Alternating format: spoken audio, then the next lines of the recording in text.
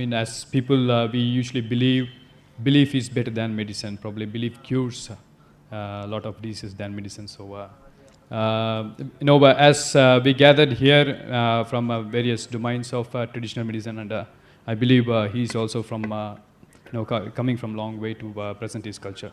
That's very a great thing. That's what I want to mention specifically. Yeah, and for me, the promotion, not really, our people don't really want to develop the traditional medicine, but we want to, like the previous group that was up here we want to have, to us, the Western medicine approaches it physically, treats from the outside because you get a medicine or a shot, and it treats the symptoms but not the cause. So we don't look at the two kinds of medicines at all being competitive. They can be complementary, and we all have the same goal. Doesn't matter where it's a massage therapist or who.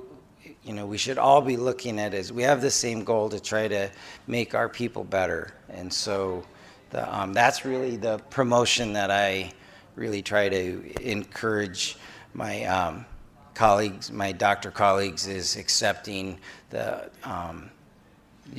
traditional healers for what they are. I mean, if you can't take any questions, probably this is the place, where we can take the questions. Yep. Yeah, sorry, these lights are blinding. I can't hardly. I think I'm getting a suntan or something. Okay, it's a wonderful presentation. Can you comment on the efforts of the World Health adding the spiritual domain to the health definition?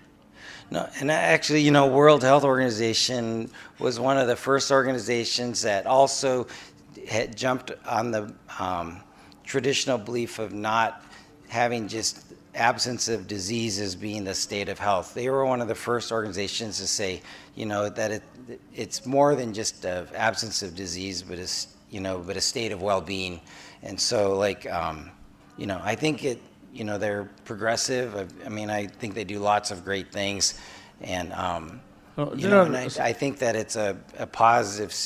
I think that should happen, because what happens, religion has to unite, but unfortunately what's happening in the globe is religion is dividing us.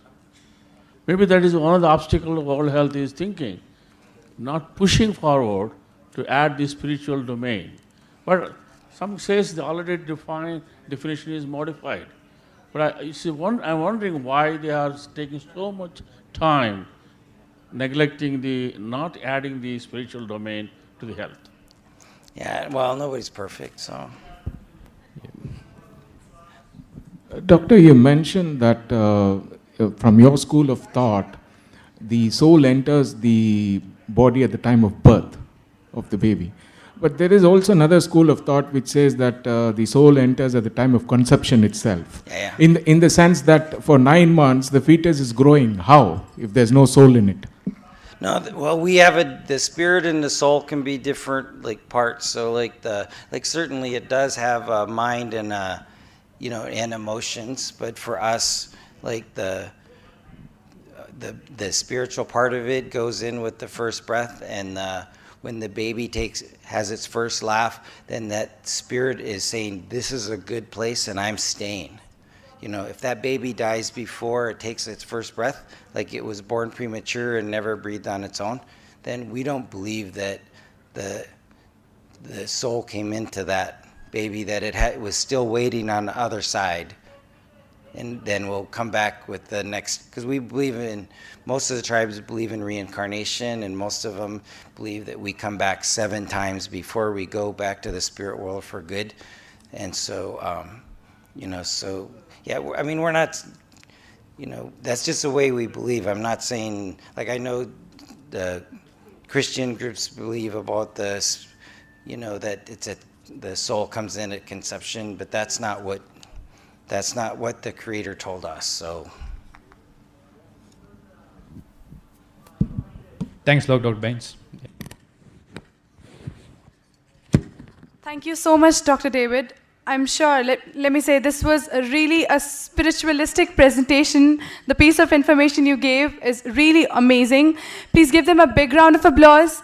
And I kindly request our chair and co-chair to please felicitate Dr. David with a certificate.